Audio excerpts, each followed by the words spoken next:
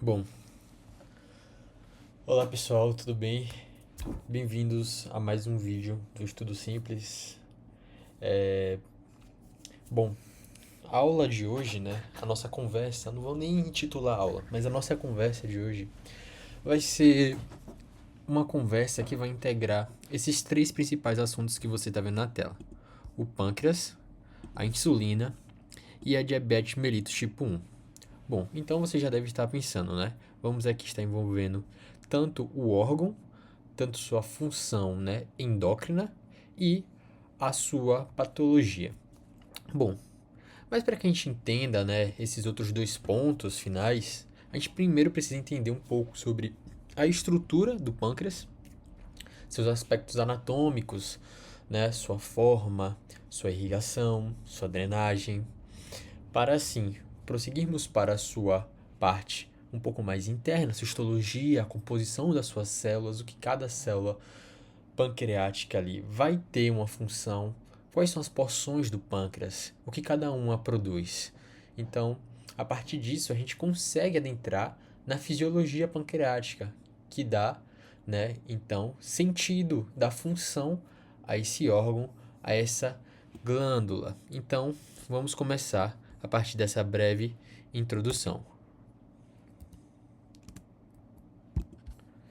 Como é que passa? Ixi, rapaz. Aí, bom, pessoal, o pâncreas, ele vai ser ali um órgão, uma glândula mista. Isso o que significa? Ela vai ter tanto uma característica exócrina, de secreção, e uma característica endócrina, que vai ser a liberação de hormônios via corrente sanguínea, que vai ter ali vai atingir diversos órgãos e tecidos do nosso corpo. E para começar um pouco sobre a anatomia do pâncreas, ele vai ser essa estrutura alongada e pequena. Ele geralmente tem ali, em um indivíduo normal, ele vai ter cerca de 3 a 5 centímetros de altura e 10 centímetros ali de comprimento. E ele vai se dividir em algumas porções.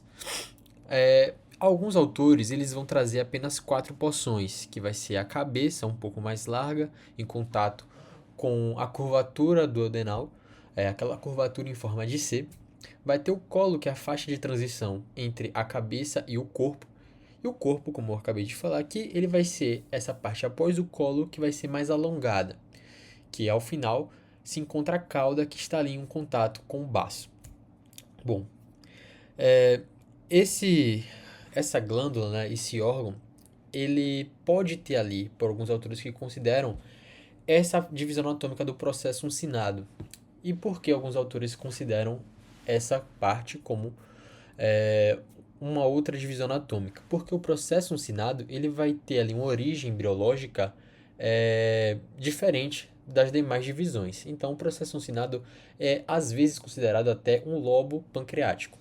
E o que significa que vai ser uma divisão à parte, né? Vai ser uma parte desse órgão.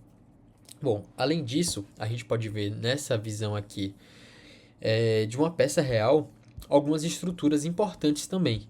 Né? Essa estrutura bem longa, né, que vai da cauda até a cabeça, é o ducto pancreático. É o ducto pancreático que vai ser responsável ali por coletar secreções dos ácidos pancreáticos, né, que vão carregar ali o suco pancreático que vai ser depositado no duodeno para auxiliar na digestão de carboidratos, lipídios e proteínas no geral. Bom, sobre a irrigação pancreática, ela vai ser principalmente irrigada pelas artérias derivadas da artéria esplênica, que também vai fazer a irrigação do baço.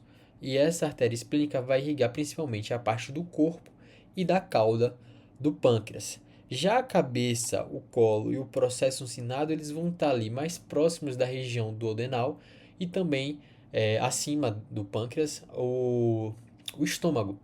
Então, as artérias vão ser artérias que vão se anastomosar e fazer uma irrigação complementar, né, entre intestino duodeno e o pâncreas. Então, o que acontece? Vão ter as artérias pancreático-duodenais e as artérias também gastroduodenais que vão fazer a irrigação dessa área da cabeça ali e do colo. Bom, o pâncreas ele também se localiza acima da artéria mesentérica superior, né, e anterior à aorta. Além disso, o pâncreas, ele na sua parte histológica, ele vai ser constituído por dois tipos ali de estruturas principais. Como eu já falei, os ácidos pancreáticos que secretam, obviamente, como eu já disse, o suco gástrico, né, que vai conter ali enzimas como a tripsina, a, a, a elastase, as carbopeptidases, também a peptídeo, a carbopeptidase A e B e também a lipase pancreática, a amilase pancreática, que vão ser ali enzimas que vão atuar na digestão. Elas vão ser secretadas nos ductos pancreáticos, que também vão estar responsáveis por uma secreção de bicarbonato para fazer o controle do pH. Né? Esses ácidos eles vão secretar essas enzimas de uma forma inativa, que são os imogênios, já que, caso fossem secretados da sua forma ativa, elas autodigeririam o pâncreas. Isso não seria bem legal, e quando isso acontece, é uma patologia que pode ser tanto uma pancreatite aguda, né, quando está no seu estágio inicial, como uma pancreatite crônica, né?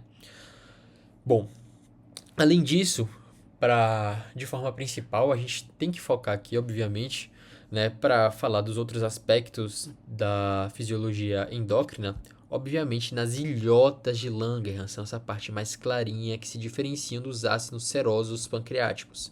Essas ilhotas de Langerhans, elas vão ser constituídas por alguns tipos celulares que vão ter diferentes funções. Bom, as células alfa, elas vão ser responsáveis pela secreção de glucágon. O glucágon vai ter uma importância metabólica de induzir o catabolismo, né? Ele vai de induzir o catabolismo e também de elevar os níveis de glicose plasmático. Já a insulina vai ser secretada pelas células beta e é ela que a gente vai ter um foco maior. E ela vai ser responsável, obviamente, por uma função mais anabólica, de construção, de entrada de glicose para dentro das células, isto é, levando a uma diminuição da glicemia, um controle ali, principalmente depois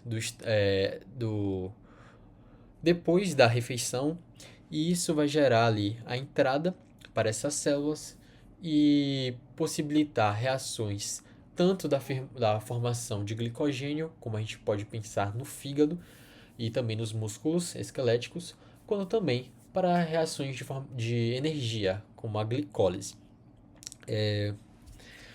Além disso, a insulina também vai ter outros papéis importantes que a gente vai discutir mais à frente. E além disso, temos também as células delta, que vão ser células responsáveis pela secreção de somastotina. E a somastotina ela vai ter uma função de inibição da secreção tanto do glucágon quanto da insulina. Bom, falando um pouco sobre o pâncreas, essa visão mais ampla dele, a gente pode pensar aqui um pouco mais sobre se adentrar mais na sua fisiologia endócrina, para a gente discutir também as possíveis complicações, as características e também tudo que se refere ali, principalmente a secreção das células beta e a fisiologia endócrina pancreática. Bom, sobre a insulina. O que é a insulina? Bom, a insulina ela vai ser um peptídeo, né? Vai ser ali uma enzima, de certa forma, que vai ser constituída por dois peptídeos que vão estar ligados por uma ligação de sulfeto. E essa insulina, ela vai ser, como a gente já disse, fabricada ali pelas células beta pancreáticas. E a insulina, obviamente, vai ter todas aquelas funções que a gente já falou, mas a gente vai se aprofundar mais quando a gente for falar sobre, depois que a gente falar sobre a sua formação, né, sobre sua síntese química, sobre a sua secreção e sobre a sua recepção em células-alvo em que ela atua. Bom, começando sobre a formação da insulina. Bom, elas dentro das células beta existem, obviamente, um material genético, um núcleo que contém ali um DNA que vai ser codificado. Os ribossomos, eles vão traduzir a mensagem do RNA para a fabricação da insulina, mas não vão fabricar primeiramente a insulina. Os ribossomos, eles vão traduzir uma mensagem do RNA e fabricar inicialmente a pré-proinsulina. E a pré-proinsulina, ela vai ser ali uma cadeia de aminoácidos que não tem ainda a função da insulina em si. Ela precisa passar por algumas clivagens para que isso aconteça. E a primeira clivagem vai acontecer no retículo endoplasmático. E lá no retículo endoplasmático, essa pré-proinsulina, ela vai ser convertida pela clivagem em proinsulina. A proinsulina, ela vai ser uma outra cadeia de aminoácidos menor que a pré-proinsulina, porque ela foi clivada, que vai ser constituída por 3 peptídeos, o peptídeo A, o B e o C. A proinsulina, por sua vez, ela passa pelo complexo de Golgi e é onde ela vai ser agora clivada mais uma vez. Nessa nova clivagem, a proinsulina, perdão, ela vai liberar ali, ela vai ser clivada na ligação do peptídeo C, né? Como eu falei, são o A, o B e o C. E o peptídeo C vai ser clivado e liberado, enquanto que a insulina, né, que vai ser constituída, como a gente falou inicialmente, por duas cadeias de aminoácidos ligadas por ligações de sulfeto. E essa ligação aqui vai constituir a insulina dentro de um grânulo secretor que contém tanto o peptídeo C, que foi clivado, quanto a insulina, né? Eles juntos, né, em suas ligações, eram a proinsulina. Então, a divisão da proinsulina vai gerar um peptídeo C e uma insulina. E o que isso significa? Isso significa que a clivagem e a formação da insulina, ela acompanha a formação também de um peptídeo C. Então, para uma insulina gerada, um peptídeo C também é gerado. Isso é importantíssimo porque o peptídeo C, ele vai ser ali uma cadeia de aminoácidos que vai poder ser quantificada no nosso organismo para poder mensurar indiretamente a quantidade de insulina que o nosso corpo está gerando pelas células beta. E isso, no caso de pessoas com diabetes, é muito importante para que a gente consiga mensurar se essa quantidade de insulina está abaixo, está, né, muito acima. Então, é muito importante esse conhecimento, né, da formação, da síntese da insulina como um todo. Bom, formada a insulina, né, dentro dessas células, ela precisa ser secretada. Mas o nosso corpo, ele é uma máquina incrível e inteligente. E ele não vai secretar a insulina de forma aleatória ou descompensada. Isso considerando um organismo normal. O que vai acontecer, na verdade, é que a entrada, né, de uma refeição de glicose no nosso sangue, quando o nosso nível de glicose sanguínea aumenta, ele vai passar por todas as células do nosso corpo, como também vão passar pelas células beta. E essa captação da glicose pelas células beta via GLUT2 vai gerar com que essa célula beta que vai estar recebendo essa entrada de glicose, ela marque aquela glicose com o fosfato, que vai ser a primeira reação da glicólise.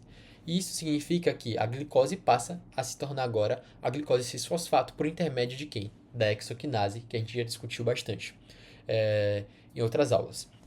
E essa carimbada, digamos assim, em cima da glicose, vai fazer com que ali se concentre dentro da célula uma quantidade de glicose, só que na forma de GCSP, que é a glicose cis-fosfato. E essa quantidade, ela é como se fosse uma amostragem, né? Obviamente, uma quantidade bem menor dentro da célula, mas que reflete em proporção de volume a quantidade de glicose que tem no plasma. Ou seja, é como se a célula estivesse pegando uma amostra de glicose que tem e meio que entendendo que aquela concentração, pelo volume da célula que está entrando, ela reflete, de certa forma, uma proporcionalidade com a quantidade de glicose que tem circulante no sangue. E isso é muito inteligente porque é a partir desse entendimento, né, digamos assim, da célula sobre a quantidade de glicose que está entrando dentro dela, que ela vai secretar a quantidade ideal de insulina para o nosso corpo. Então, com essa glicose 6-fosfato dentro da célula, ela vai participar, né, de toda aquela é, respiração celular para a formação de ATP, e essa formação de ATP via, né, a oxidação da glicose 6-fosfato vai fechar os canais de potássio, que vai causar ali dentro da célula uma reação de despolarização. E essa despolarização vai abrir os canais de cálcio. E a entrada de canal de cálcio faz com que os grânulos, né, que estão contidos a insulina e o peptídeo C, eles sejam secretados para fora da célula. Isso na corrente sanguínea. E quando eles são secretados na corrente sanguínea, né, na corrente venosa, principalmente, eles vão seguir ali para a veia porta. E a veia porta, ela vai primeiramente passar onde? No fígado. Só que a insulina, a gente precisa saber que ela tem uma característica bastante peculiar. Ela tem uma meia-vida de apenas 6 minutos, em média, de 6 a 10 minutos. E essa meia-vida curta, ela tem que ser bastante precisa na sua atuação. Porque a partir dos 10 minutos, entre 10 a 15 minutos, o nosso corpo, né, vai pegar a insulina que já passou pela meia-vida e já não tem essa forma funcional e vai degradá-la. Porém, essa insulina que foi secretada agora por essas células beta na corrente sanguínea e vai para a veia porta, passar pelo fígado, ela já vai ser degradada logo de cara. Ou seja, o fígado, logo quando recebe essa insulina que foi formada, ele já vai degradar ali, logo de cara, quase metade da insulina fabricada pelas células beta do pâncreas.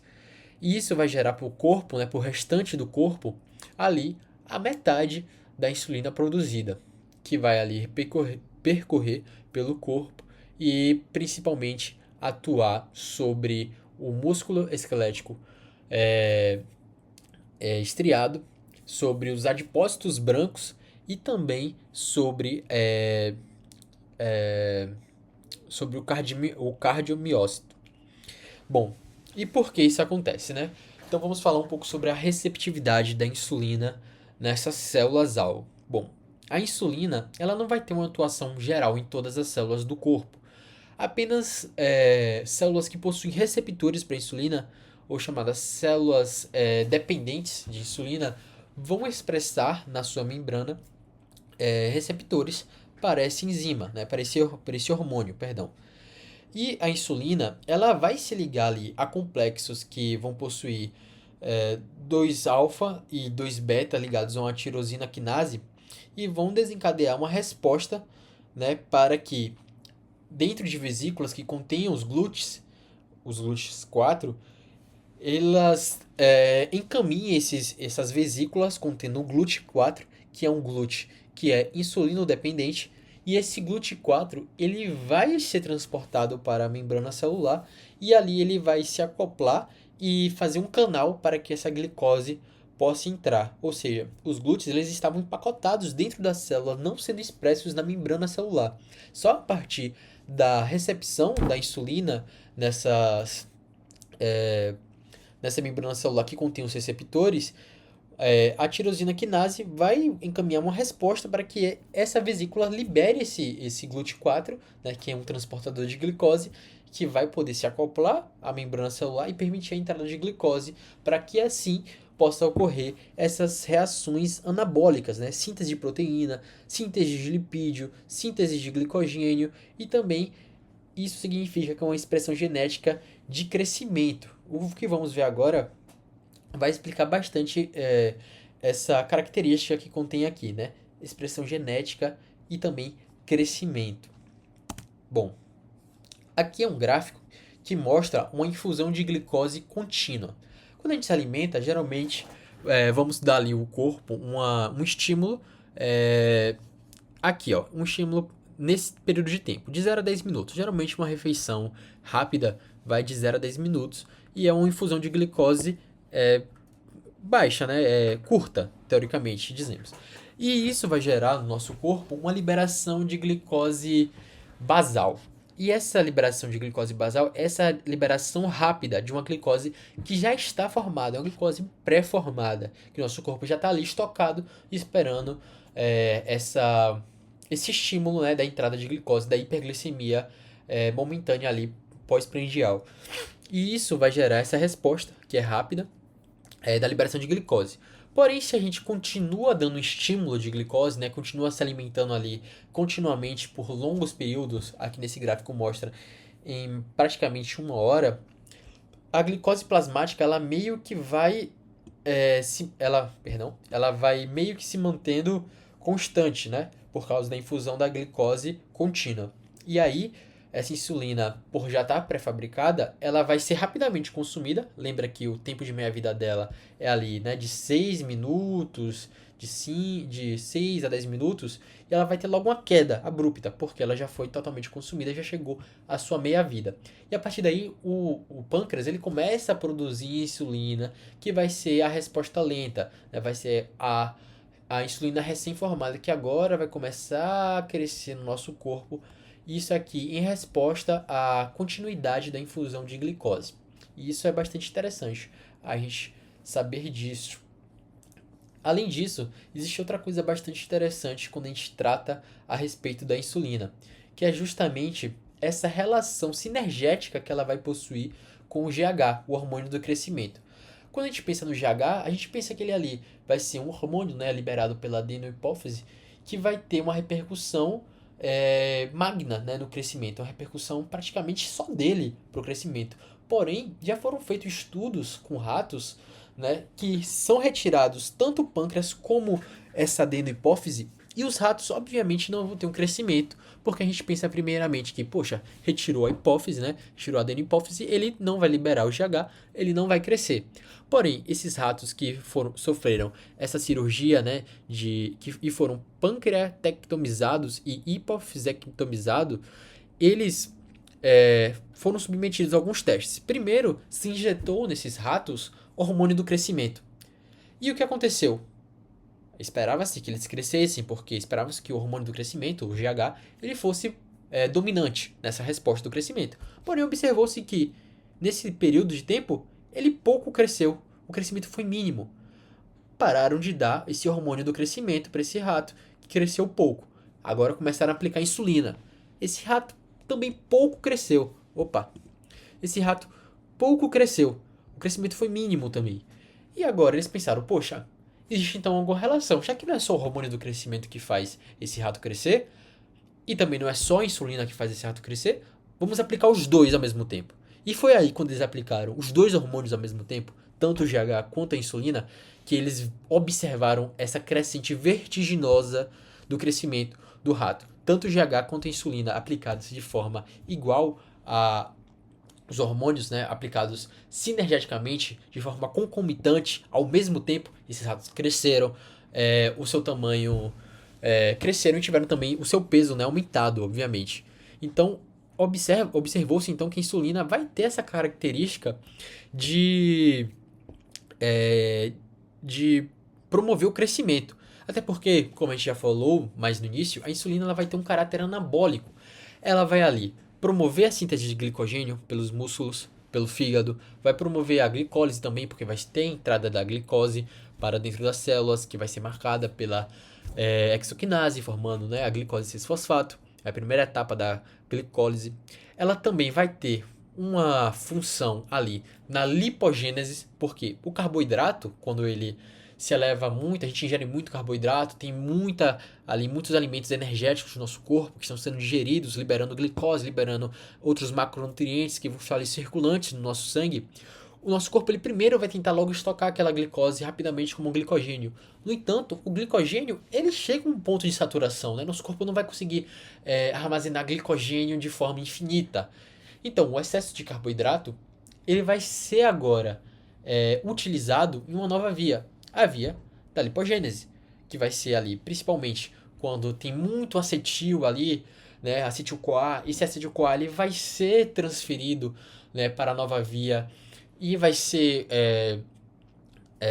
passar por uma reação com a piruvato carboxilase formando malonil. O malonil vai ser aquele bloco principal que vai formar, né, um por um, ali fazendo uma montagem para formar o palmitato e assim por diante, formando ácidos graxos. Então a gente pode aprofundar isso também depois em outra aula sobre lipogênese, mas o que eu quero falar aqui é que a insulina vai ter uma repercussão anabólica, uma repercussão de crescimento, uma repercussão de entrada de macronutrientes para dentro das células e formação, né, tanto do glicogênio quanto também da gordura e também do próprio músculo, né, das proteínas do nosso corpo. E por ter essa característica de feedback positivo para o anabolismo, né, é um momento energético em que a gente está pós-refeição, é um momento realmente de crescimento, né, como a gente já falou aqui. A insulina ela vai então inibir processos reversos, como a gliconeogênese.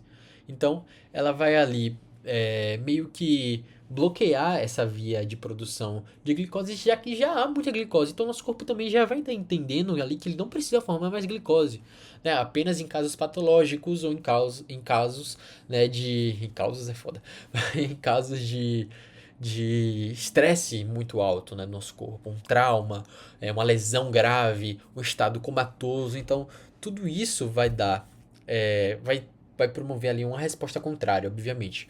Porém, em um caso normal, uma refeição, a gente não vai ter o contrário, né, o catabolismo, a gente vai ter um anabolismo. E a insulina vai justamente promover esses fatores, obviamente. Bom, falado desse papel da insulina, das suas características, da sua formação, da sua secreção, a gente pode agora pensar um pouco sobre a patologia, a falta de insulina do nosso corpo, né? A falta de fabricação da insulina no nosso corpo, que é muito grave, porém, de certa forma, é uma doença que tem se tornado comum, né? Bom, e essa falta da insulina, essa ausência da produção de insulina no nosso corpo, ela vai ser conhecida como a diabetes mellitus do tipo 1. A diabetes mellitus do tipo 1, ela é menos prevalente do que a diabetes mellitus do tipo 2. E o que significa? Cerca de 90% das pessoas que contêm diabetes mellitus, elas vão ter o tipo 2, que é aquela diabetes que é resistente à insulina. A diabetes mellitus tipo 1, ela vai ali realmente ser 10% dos casos, né, de 5 a 10% dos casos, quando a gente considera outros tipos de diabetes, como diabetes gestacional também nessa conta, aí ela diminui a porcentagem. Mas considerando entre as duas, é mais ou menos 10% dos casos, ela é menos prevalente. Por quê? A diabetes mellitus tipo 1, ela vai ser uma doença autoimune, uma doença genética, que nosso corpo vai produzir anticorpos, né, autoanticorpos, que vão ali destruir as células beta-pancreáticas. Como a gente sabe, a gente viu a parte histológica, a parte fisiológica, as células beta-pancreáticas vão produzir insulina. A não produção de insulina vai acarretar a falta de todos os efeitos que ela produz no nosso corpo, de forma mais simples, né? E como isso vai acontecer? A falta de insulina, ela então vai gerar ali uma deficiência de captação de glicose pelos tecidos que são dependentes dela para receber a glicose. E essa deficiência da captação da glicose, ela vai se traduzir ali num aumento da concentração de glicose no sangue, porque vai ficar circulando aquela glicose que não consegue entrar, quero entrar, não pode entrar, e ela vai se aumentando, e os níveis de glicose no plasma vão se aumentando ainda mais, e vai ser a condição de quê? De hiperglicemia.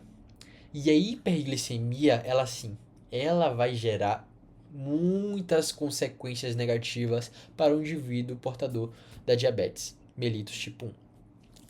Essa concentração alta de glicose no sangue, ela vai ter ali uma consequência primeiramente osmótica. E essa consequência osmótica vai se traduzir na dificuldade do nosso corpo em controlar, né, a saída de água das células para o sangue, né, ali tentando fazer um equilíbrio osmótico da corrente sanguínea.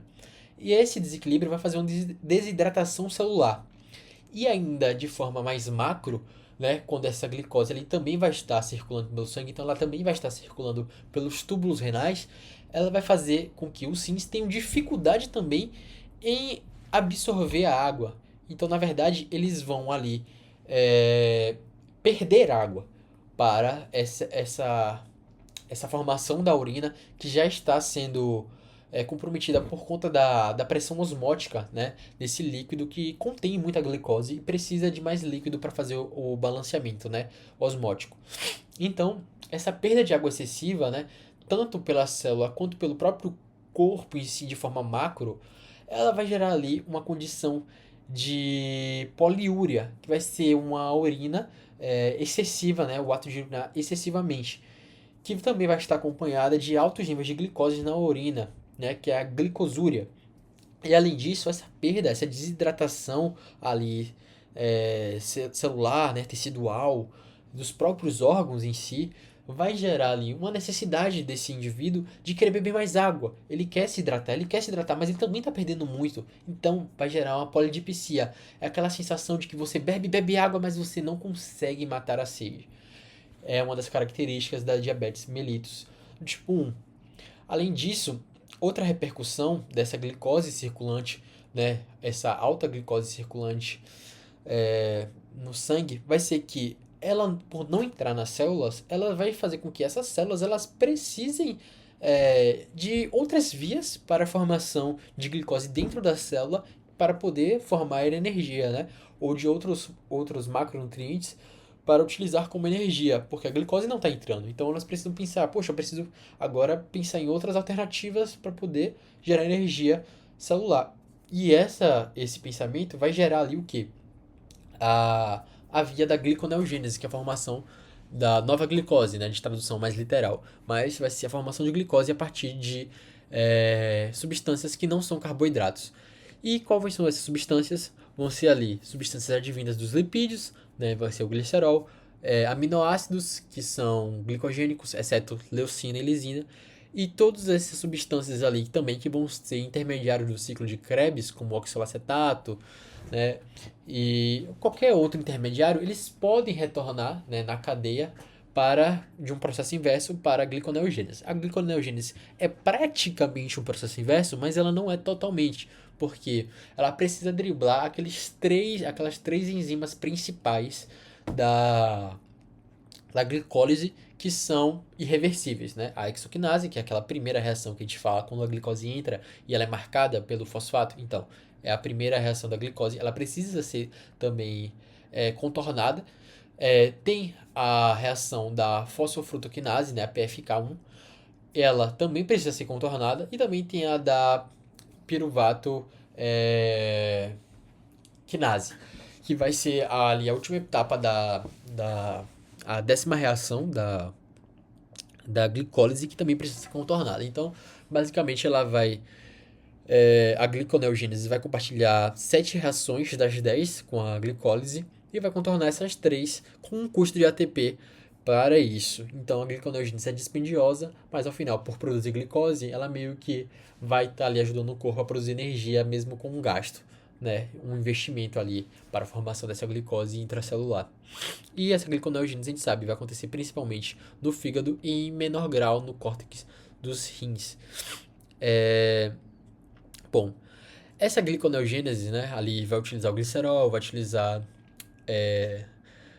utilizar também os aminoácidos, e isso vai ser resultado do que? Da deficiência da insulina. A deficiência da insulina, como a gente falou, que a insulina tem um efeito anabólico, a deficiência, portanto, vai gerar no corpo um estado catabólico, um estado que o corpo vai depletar proteínas, vai utilizar as gorduras justamente para formar esses subprodutos que podem ser utilizados na via da gliconeogênese, como glicerol, que vai ser resultado ali da beta é, da, da lipólise, que vai liberar o glicerol e vai liberar ácidos graxos.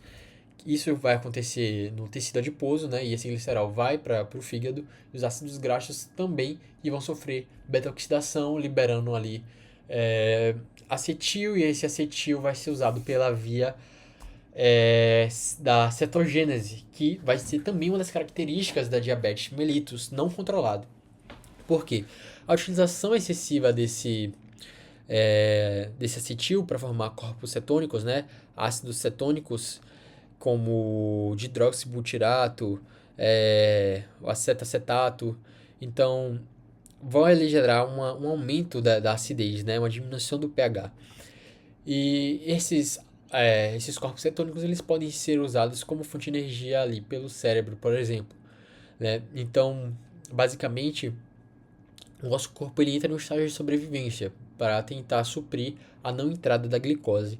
Ele vai procurar outras vias, né, que vão ser ali complementares, a gliconeogênese e a cetogênese. Então, a diabetes mellitus não controlada, além de estar em um estado catabólico ali das proteínas, como a gente pode pensar, o corpo ele vai começar a demandar, né, dessa proteína e vai gerar a depressão da proteína, como eu falei, que por sua vez vai dar ali o corpo ele vai perder peso excessivo, né? E vai entrar em astesia, que vai ser essa perda de energia, mesmo que a pessoa ela esteja comendo muito, né? A polifagia, ela vai comer muito, porque ela vai sentir muita fome, porque ela tá perdendo muita massa muscular. Ela tá tentando, o corpo tá pedindo, né, essa energia, mas ela não consegue converter isso devidamente para dentro da célula. Então o corpo ele vai procurar ali mais tentar se saciar, né? Mas não vai conseguir. Então a pessoa vai estar perdendo muito peso, vai estar com fraqueza. Então vão ser todos esses sintomas fisiopatológicos, né, da diabetes mellitus por conta da deficiência da insulina. Bom, a Sociedade Brasileira de Diabetes ela considera que a diabetes mellitus tipo 1 ela deve ser identificada, né, diagnosticada por alguns tipos de exame e também alguns achados, né, de sinais e sintomas, como eu acabei de falar, poliúria, polidipsia, a polifagia, também tem a nictúria, né, que é acordar para urinar, que também é um resultado da poliúria. Então, além desses sinais e sintomas, alguns exames laboratoriais podem comprovar essa diabetes. Entre eles vai ser a monitoração da glicemia ali no momento mesmo, sim, em jejum, que vai estar em valores mais altos que 200 miligramas por decilitro. A glicemia em jejum, que caso esteja maior que 126, já é um indicativo de diabetes. A teste da hemoglobina glicada, quando ela está acima de 6,5%, ela também vai ser um indicativo de diabetes mellitus. Isso significa que essa hemoglobina, né, ela meio que reflete o estágio de glicose do corpo nos últimos 3 meses, porque a hemoglobina tem esse ciclo, né, de 3 meses antes de ser reciclada. E além disso, também tem um teste de tolerância à glicose via oral, que você basicamente toma 75 gramas de glicose aí no seu corpo, e se ao final disso você tiver com um nível de glicose ali na sua amostra acima de 200 miligramas por decilitro, é um indicativo também de, de, de diabetes mellitus tipo 1. Além disso, a gente pensa na diabetes mellitus tipo 1 que ela vai ser basicamente mais prevalente na população infanto-juvenil. Ali, né, dos 10 a 14 anos, geralmente são quando começam a aparecer os primeiros sinais e sintomas. E esses primeiros sinais e sintomas, eles geralmente vão estar ali sendo desencadeados por uma resposta ambiental. Primeiro, a pessoa existe uma predisposição genética, como a gente vê nesse gráfico, e é um gráfico que fala sobre massa da célula beta, né, e sobre o tempo. Primeiro existe uma quantidade que você já nasce e você tem uma predisposição genética à diabetes. Aí existe um ponto aqui que você tem um desencadeante ambiental, uma toxina, uma infecção viral, né? Ou você tem a rubéola, por exemplo, congênita. Então aqui é um desencadeante ambiental. E isso vai gerar ali uma inflamação das células betas, uma lesão, né? Porque o corpo vai começar a desencadear toda aquela resposta inflamatória que vai gerar ali uma queda da massa das células betas é, no órgão, né? Na glândula, no pâncreas. E isso vai gerar ali uma diminuição, né? E esses anticorpos, esses altos anticorpos ali são, por exemplo, os autoanticorpos contra as ilhotas pancreáticas, né? Tem o autoanticorpo do ácido glutâmico. São vários tipos de anticorpos que podem ser mensurados. A Sociedade Brasileira de Diabéticos diz que numa mensuração desses autoanticorpos, caso de 2 ou mais, a partir de 2, né, já é caracterizado como diabetes, a presença de 2 ou mais desses tipos de anticorpos. E aí a pessoa entra em uma pré-diabetes nesse período de tempo e depois ela começa a apresentar sintomas, né, obviamente, e chega ao estágio de diabetes final, né, consolidada, irreversível ainda. E para isso existe o tratamento, né? O tratamento basicamente consiste na aplicação, né, de seringas ou de canetas com conteúdo, com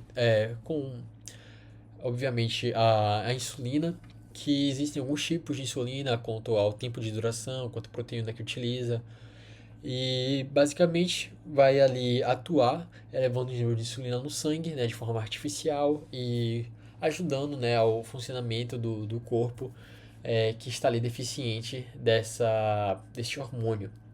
Bom, nesse gráfico aqui a gente consegue observar, né, quando a pessoa vai fazer o de jejum, por exemplo, existe um aumento ali, né, do, do nível de insulina, porque você precisa fazer aqui a aplicação de jejum da insulina basal, que é uma insulina mais rápida. E também existe a insulina do tipo bolus, que a insulina basal, na verdade, é uma insulina um pouco mais lenta, a insulina bolus é uma insulina mais rápida. Aí ela vai meio que aumentar esse nível justamente para meio que regular ali quando você vai ingerir um alimento. Você faz antes, ingere e aí vai ter ali uma resposta para essa refeição. Então esse gráfico mostra justamente essa aplicação e também tem essa aplicação de uma insulina ultra longa, né, que é, por exemplo, essa degludeca e a glardina, que vão ser de ultra duração, né? Elas vão ter ali horas e horas de atuação no corpo. Vai ser uma resposta bem mais lenta e bem mais prolongada. Outro aspecto clínico que a gente pode observar numa diabetes mellitus não controlada é justamente a lesão tecidual e também o aparecimento de outras doenças que não vão estar necessariamente ligadas ao pâncreas, né? Desses cardiovasculares, por exemplo. Porque a gente pensa, poxa, vai estar tendo ali uma gliconeogênese, né? Vai estar ali muito lipídio sendo convertido em glicose, mas também vai ter muito lipídio ali nessa formação, também sendo convertido em colesterol.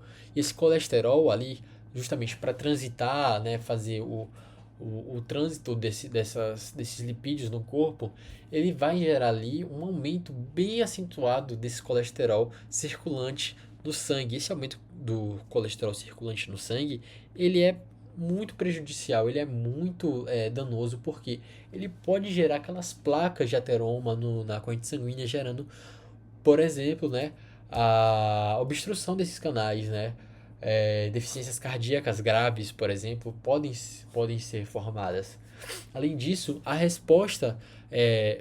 falta de insulina e a hiperglicemia prolongada, ela também gera no corpo um dano aos vasos sanguíneos, não só pelos ateromas, mas também na própria